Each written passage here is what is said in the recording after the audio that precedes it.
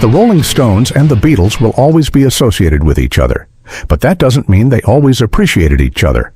For example, the Rolling Stones' Mick Jagger didn't think the Beatles were an impressive live band. He also revealed what he thought of John Lennon as a person and how he reacted to John's death. During a 1995 interview with Rolling Stone, Jagger was asked if the Beatles deserved their reputation as the best band ever.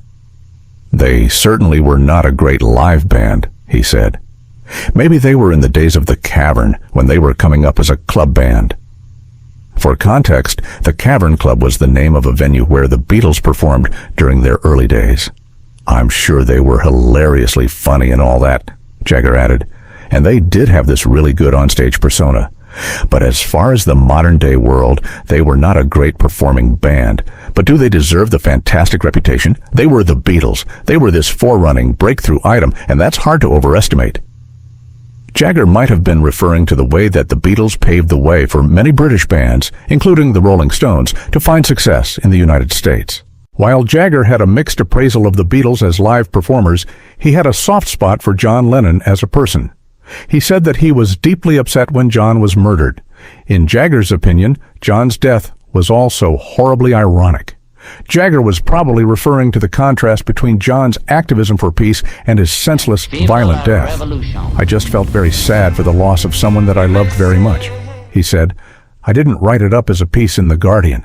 I think journalists have this temptation to keep marking timelines. There are wall charts for children.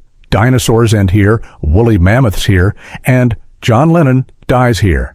You know?" While Jagger's statement might be a touch hyperbolic, John's death is often seen as the death knell for a lot of 1960s social trends. While Jagger had some criticisms for the Beatles, they were eclipsed by his respect for the band. In 1988, he inducted the Fab Four into the Rock and Roll Hall of Fame. The Dancing in the Street singer recalled how earlier British pop music was embarrassing. Then, the Beatles came on the scene with their bluesy hit Love Me Do. The song initially upset Jagger, who felt that it sounded too similar to the Rolling Stones' signature style. However, Jagger thanked the Lennon-McCartney songwriting partnership for penning the Rolling Stones' early single, I Wanna Be Your Man. Jagger said that the two groups were great friends, though they occasionally felt some friction, and that he was honored to induct the Fab Four into the Rock and Roll Hall of Fame. Jagger wasn't the biggest fan of the Beatles' live performances, but he had a lot of fondness for the Fab Four as a whole.